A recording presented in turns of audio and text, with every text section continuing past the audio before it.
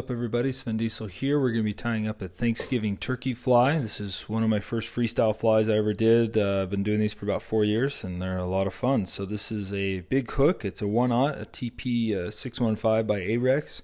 We're going to be also using some heavier thread. This is a Nano Silk by Semperfli and a 3/0, 200 denier.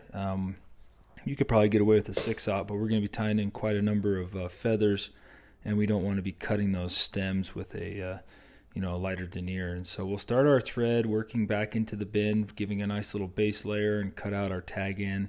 And we're going to be tying in, I don't know, probably 15-20 feathers now. So we're using a Whiting Farms. This is a 4B. I'm going to be using these feathers right here. You've got some options on what you can and can't use. That's the advantage to fly tying and the availability of what we have to us today. There's tons of options you could use for this. And I'm going to use the natural curve of this feather. I've also in the past bent feathers with some needle nose pliers, but you can see how that curves. It's just going to provide a really nice back fan for this turkey we're going to tie.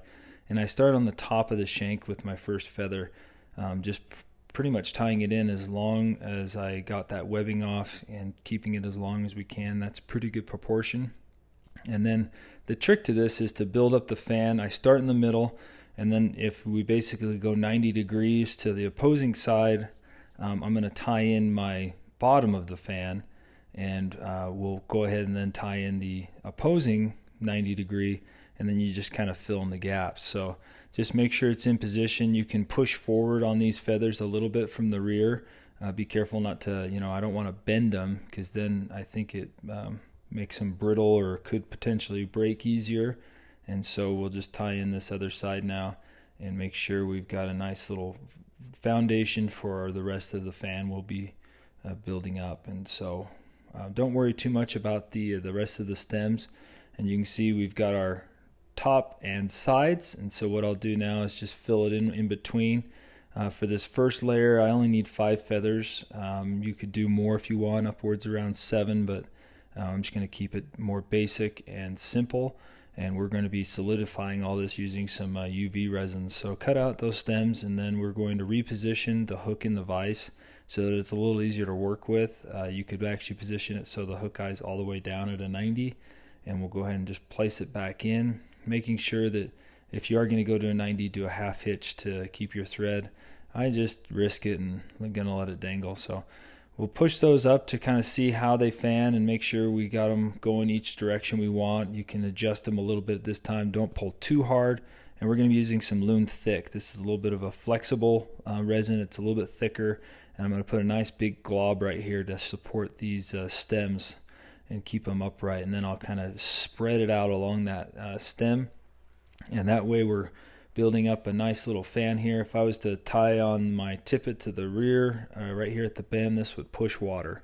And so this is a really nice way to make this a little bit structurally sound. I like working with the UV resin because I can manipulate it right now while it's still a resin, a liquid, and then I kind of position it how I want it, and then as soon as you cure it, boom, they stay where they were. And so that's a really neat trick to working with resins. And I'm going to cover it with a thin resin as well that has some no-tack properties to really make that just structurally sound and a durable fly. So we'll reposition it, and we're going to be basically now tying in a whole bunch more feathers and making this a really nice turkey fly. We got to impress the in-laws when you're over there for Thanksgiving dinner, and so this will do that. And we're going to start with the same process. I'm just going to tie one in here at the top of the shank, making sure that my tips are somewhat aligned now. You don't want to have like 2 or 3 that are half an inch or an inch taller than the others, and we'll just build up this fan and make it nice and dense. This is where it varies on how many you use, and you can use, basically I try to do 2 to 3 layers. I've also done it where I start with a different color and work my way down to different colors in each layer. But that's what fly tying is. It's having fun with this. So we're going to basically make it so that you see all the tips on the ridge, so it looks kind of like a turkey. And I don't know any other time that this would be important. maybe when stacking deer hair, but you're not tying in your deer hair individually. So let's get that in focus now so you can kind of see what we're working with. That looks pretty good. I like where that is. And so what I'll do is I'll take that thin resin that kind of penetrates into the core, into the thread, and just glob it on right here to make sure that all those feathers are secured. You could use super glue or some sort of Z-cement as well. Then you got to wait for it to dry. And so I like this thin resin because it kind of penetrates in and soaks into the thread. So for the first step here, we're going to kind of cheat. Instead of tying in more, feathers like we did in stacking them, I'm just going to tie in some of this Euro hackle and basically tie it in by the base. It's got a little bit of a webbiness to it, and it's grizzly, so that kind of will match. If you look at a turkey, it kind of has a little bit of a grizzly,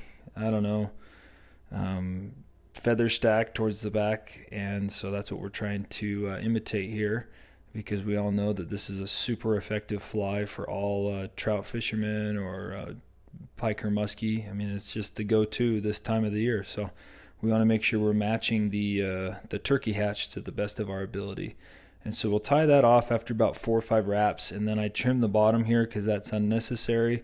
We just want that to be on the top, and then we will tie back over, and we'll push these hackle fibers right here back up against our initial tail with the chenille we're going to be using. So the next step is we want to tie in the legs. These are a medium grizzly or barred tan leg. I go with the medium just because they hold up a little bit better, and we're going to be tugging and pulling them to get them adjusted where we want them. So a little trick here is I use my tweezers. I just kind of make a loop and then grab them with my tweezers and then pull them through the hole. It's a trick I've always done and makes it a little less frustrating.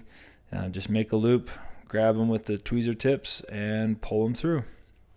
And there you go.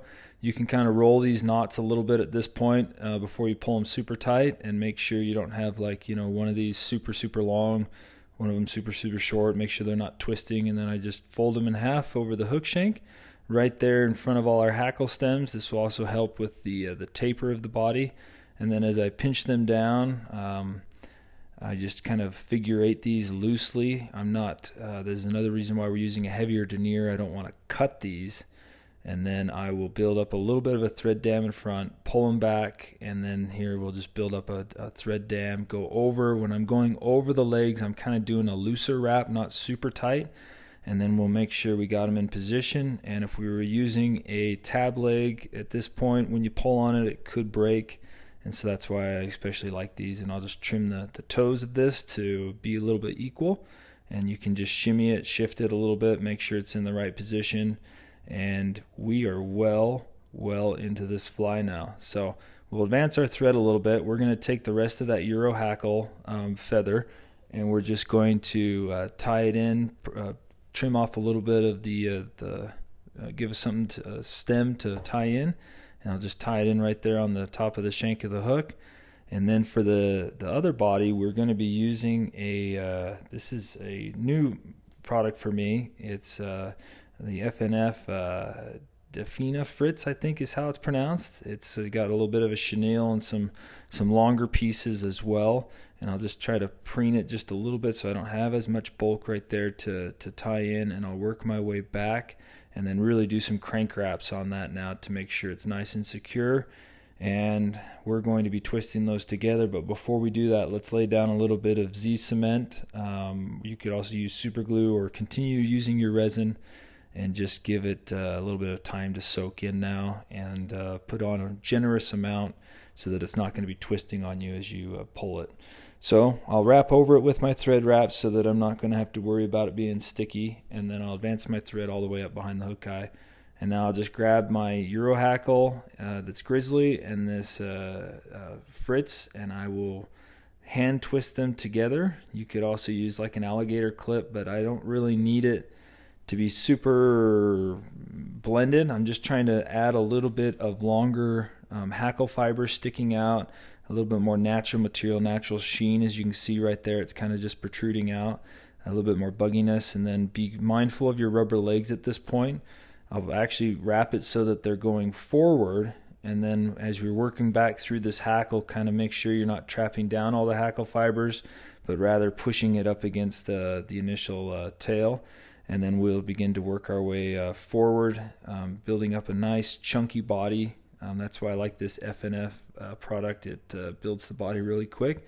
And then make sure our legs are going at the positions we want, and then I'll continue forward and leave ourselves about 1/8 of an inch, and I'll go ahead and do a tie off on this, but I'm not going to trim it out. I can trim out the hackle fiber because this one's a little short.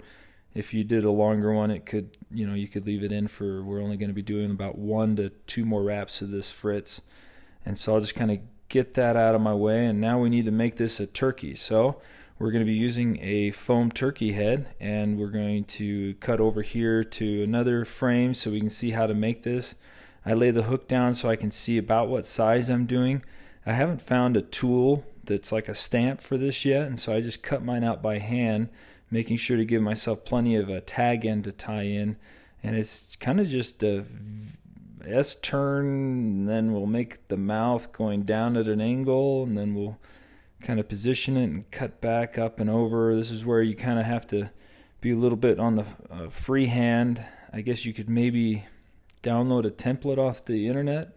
I'd assume they'd have something, but it almost kind of looks like a swan head to me. But we want to make this head a little bit bigger and then kind of go shallower into a neck to make it look more realistic, because the fish, I found, if you don't do this, they will know, and that you're going to basically it won't produce as well.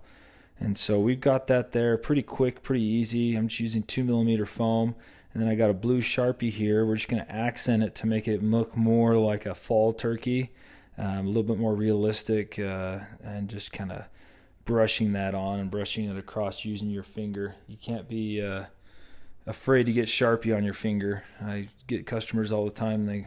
After I've been painting some game changers, they're like, "What on earth were you doing?" And I go, "Yeah, you wouldn't believe me if I told you." So just go ahead and put a little bit of an accent. I haven't figured out a trick to make this more like a cartoon and have the beak be gold or yellow, but there you go.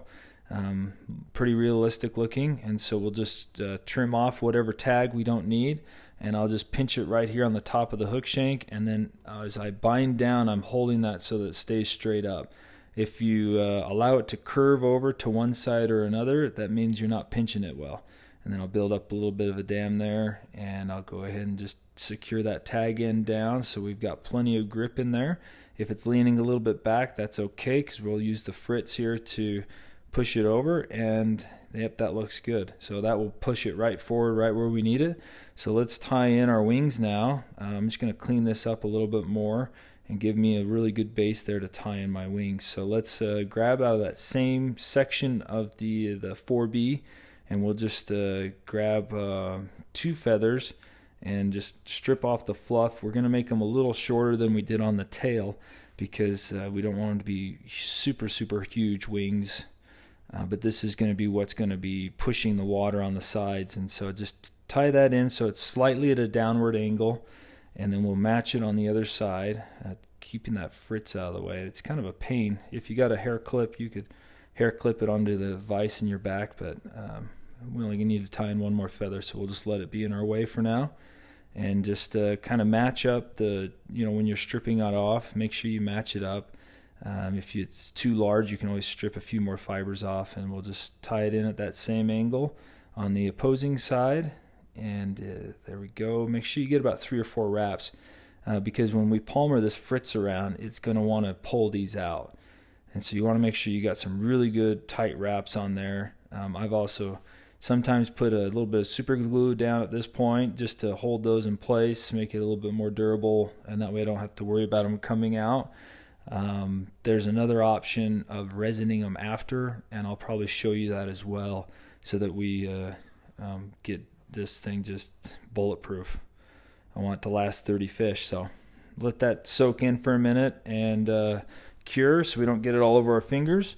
And then we'll go ahead and do 1 to 2 more wraps, being mindful of our wings at this point. And you don't want to go too bulky here, and so Make sure you got those wings adjusted at this point. I'll just go ahead and tie that off, doing one wrap behind the neck, and then we'll kind of pull up and do most of them right here around the hook eye, so that we're not binding down too much material, and we'll go ahead and snip this out and hopefully not cut our thread. So there we go. Let's clean this up a little bit with a few more wraps right here, and we're almost ready for a whip finish. I just want to make sure I got everything bound down really nice, and we'll go ahead and do a 3-turn whip finish right here underneath that foam neck and the hook eye, and then we're almost there. We're almost done. We'll trim out our thread. It's looking really good. And if you don't know this, there's a few things about this that will make it really awesome. One is velcroing out some of that hackle. I could have used a little bit of a bigger hackle fiber, and I can't find my Velcro brush right now, but you can see that fritz is really buggy. You can see a little bit of that hackle, and then everything looks pretty good. So let's just trim out a little bit of this fritz here on the bottom, make it a little bit narrower, more realistic, more lifelike, and then we're going to just drop some resin right there on our thread wraps to seal the deal. And if you didn't super glue in your wings, this is a point where you can use this flow to let it penetrate in, and just give it a dab right there. And I'll probably just do a little dab right here underneath here to just kind of bind everything that we did in there. Give that a chance to soak in so that it penetrates down to the hook shank. And then this is a pretty powerful hook curing lamp, and so that's going to cure that up. And then as soon as you go out in the sun and fish it, the sun will cure it as well. Now, many of you know we've had debate on whether eyes matter on flies for topwater. I'm going to put them on as a just in case. So just grab a little Sharpie and put in a really nice eye on each side. It really helps to help those that don't fly fish know that this is a turkey fly and that you're going to be fishing it around Thanksgiving. So there's a lot of variations you can do on this. It's super fun. Like I said, this is what kind of got me into some more freestyle, having fun at the vise. It was the first one I did. Didn't look like this. Mine was pretty crappy. This still looks crappy, but I've improved a little bit, so it's fun to see how you improve over the years doing a holiday fly. But anyway, thanks for watching. Hope you guys tie up some turkey, get plenty to eat in football, and if you don't, just tie a turkey fly and go fish it.